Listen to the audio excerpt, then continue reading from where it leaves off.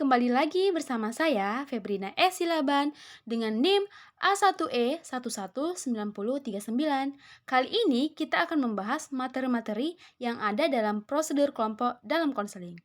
Saya dari Universitas Jambi, Prodi Bimbingan dan Konseling. Kali ini, materi-materi apa saja sih yang akan kita bahas? Let's go! Konsep terjadinya suatu kelompok dalam jenis-jenis kelompok. Hal yang pertama akan dibahas adalah pengertian kelompok. Apa sih pengertian kelompok? Pengertian kelompok adalah sekumpulan manusia yang merupakan kesatuan dan memiliki identitas, di mana identitas tersebut dapat berupa adat istiadat dan sistem norma yang mengatur pada pola interaksi masyarakat manusia itu tersendiri. Kelompok terbagi menjadi dua, beberapa golongan misalnya kelompok profesi, kelompok aliran, kelompok bermain, dan sebagainya. Setiap kelompok juga memiliki karakteristik sendiri-sendiri. Jika Anda ingin mengetahui definisi kelompok lebih rinci lagi, maka mari kita bahas. Pengertian kelompok menurut para ahli. Menurut Marton, kelompok yaitu sekumpulan orang yang saling berinteraksi sesuai dengan pola yang telah mapan. Sedangkan di dalam kelompok tersebut akan dibahas beberapa materi-materi yang memiliki tujuan yang sama.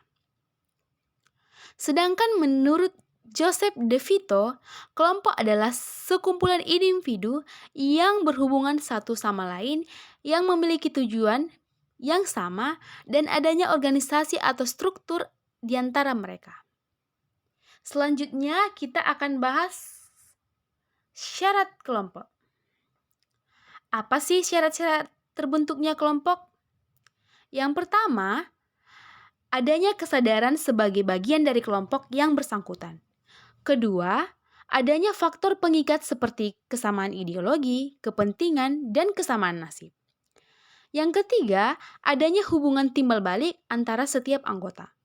Yang keempat, mereka memiliki unsur, struktur, kaidah, dan pola perilaku yang sama. Yang terakhir adalah bersistem dan berproses. Selanjutnya kita akan membahas apa-apa saja sih jenis-jenis kelompok. Yang pertama, kelompok statis, yaitu kelompok yang bukan organisasi, tidak terdapat hubungan sosial ataupun jenis di antara individu dan kelompok tersebut. Yang kedua ada kelompok masyarakat, ada kelompok sosial, kelompok asosiasi, kelompok primer, kelompok sekunder, kelompok formal, dan kelompok informal.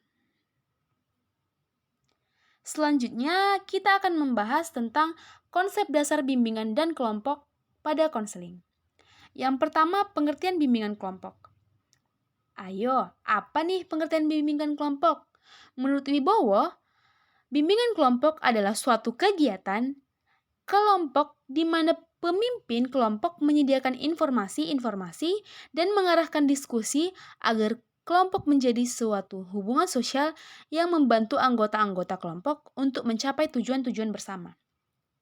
Sementara menurut Romlah, kelompok itu merupakan definisi bahwa bimbingan kelompok merupakan salah satu teknik bimbingan yang berusaha membantu individu agar dapat mencapai perkembangannya secara optimal sesuai dengan kemampuan, bakat, minat, serta nilai-nilai yang dianutnya dan dilaksanakan dalam situasi kelompok. Bimbingan kelompok ditujukan untuk mencegah timbulnya masalah pada siswa dan mengembangkan potensi siswa itu sendiri. Pengertian konseling kelompok. Menurut Dewa Ketut Soekardi, konseling kelompok merupakan konseling yang diselenggarakan dalam kelompok dengan memanfaatkan dinamika kelompok yang terjadi di dalam kelompok itu. Masalah-masalah yang akan dibahas merupakan masalah perorangan yang muncul di dalam kelompok itu, yang meliputi berbagai masalah dan segenap bidang bimbingan. Dan masih banyak lagi nih yang akan kita bahas. Selanjutnya, menurut Heru Murgiosono, konseling kelompok merupakan layanan kelompok yang diselenggarakan dalam suasana kelompok. Materi umumnya biasanya seperti diselenggarakan dalam kelompok yang memanfaatkan dinamika kelompok yang meliputi segenap bidang bimbingan. Masalah tersebut dilayani melalui pembahasan yang intensif oleh seluruh anggota kelompok. Selanjutnya kita akan membahas prinsip-prinsip yang ada dalam konseling kelompok. Menurut Prayitno tahun 2004, prinsip adalah paduan hasil kajian teoritis dan telaah lapangan yang digunakan sebagai pedoman dalam pelaksanaan suatu kegiatan. Dalam pelaksanaan layanan bimbingan, prinsip yang digunakan bersumber dari kajian filosofis, hasil penelitian dan pengalaman praktis tentang hakikat manusia, serta perkembangan kehidupan manusia dalam konteks sosial budaya, pengertian, tujuan, fungsi, dan proses pelaksanaan bimbingan. Prinsip-prinsip tersebut adalah sebagai berikut. 1. Bimbingan kelompok perlu memahami dengan sungguh-sungguh masalah yang akan dibahas. 2. Tunjukkan kepada klien masalah yang sesungguhnya dihadapi dalam bimbingan agar klien mendalami dan memahami masalah itu. 3. Mereka yang perlu ditolong adalah individu normal yang tidak mempunyai kelainan-kelainan psikis. 4.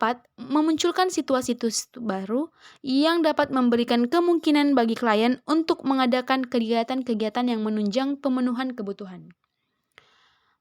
5. Kegiatan-kegiatan tersebut suatu dengan lainnya hasil bertoleransi dan interaksi sehingga dapat diatur dalam suatu sistem kerja yang mekanis.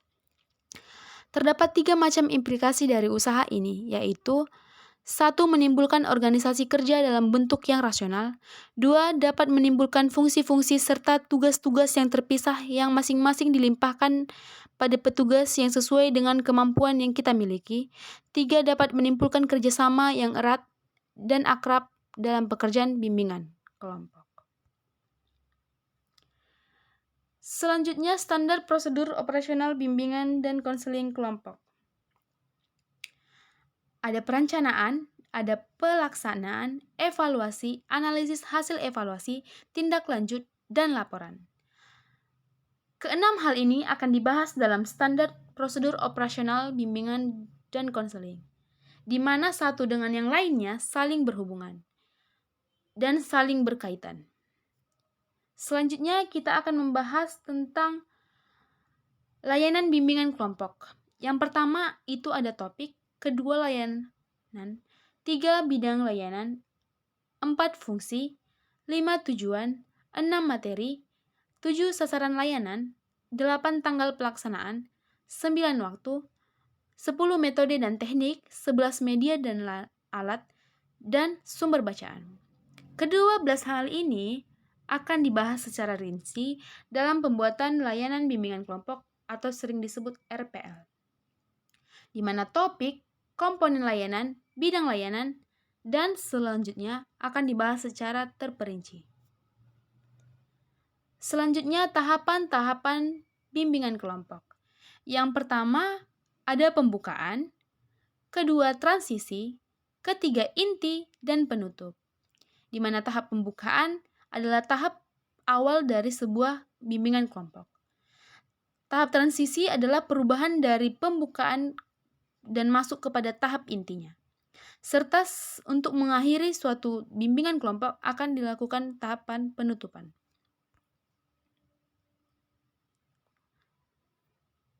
Selanjutnya, RPL konseling kelompok yang perlu dibahas yaitu 1. Identitas, 2. Nama konseli, 3. Hari dan tanggal, 4. Pertemuan, 5. Waktu, 6. Tempat, 7. Topik permasalahan, dan 8. Media.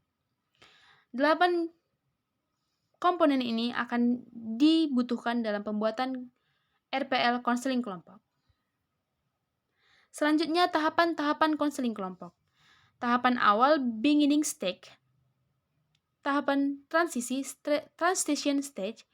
Tahapan kerja, working stage.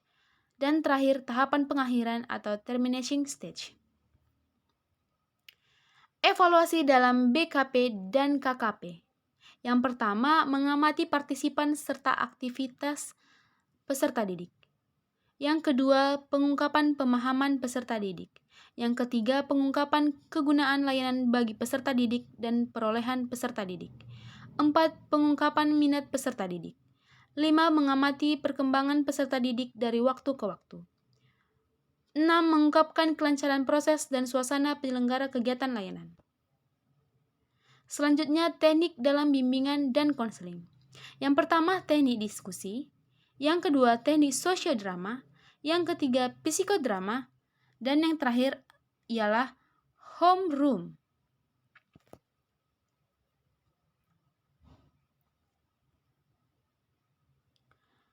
Selanjutnya yang akan kita bahas adalah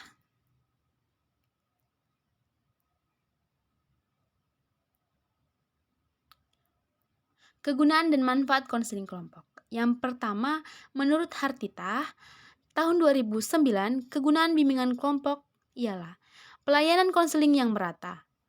2. Pemecahan masalah bersama. 3. Berani mengungkapkan pendapat dan menghargai pendapat orang lain. 4. Mendapatkan informasi yang lebih luas. 5. Menyadarkan siswa terhadap pelayanan konseling secara lebih mendalam. 7. Memudahkan konselor untuk mendapatkan kepercayaan dari siswa atau konseling.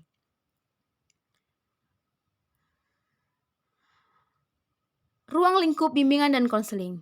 Sebenarnya, bimbingan dan konseling dapat bergerak di mana saja, baik di sekolah maupun di masyarakat yang lebih luas, termasuk di lingkungan keluarga. Pelayanan bimbingan dan konseling memiliki peranan penting bagi individu yang beberapa dalam lingkungan sekolah, keluarga maupun di masyarakat pada umumnya. Yang pertama akan kita bahas bimbingan dan konseling di sekolah. Sekolah merupakan lembaga formal yang dibentuk untuk menyelenggarakan pendidikan bagi keluarga masyarakat. Di dalamnya terdapat sejumlah bidang kegiatan dan pelayanan. Bimbingan dan konseling.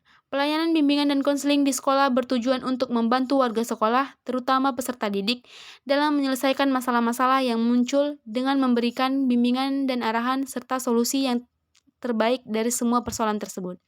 Kedua, bimbingan dan konseling bagi masyarakat umum.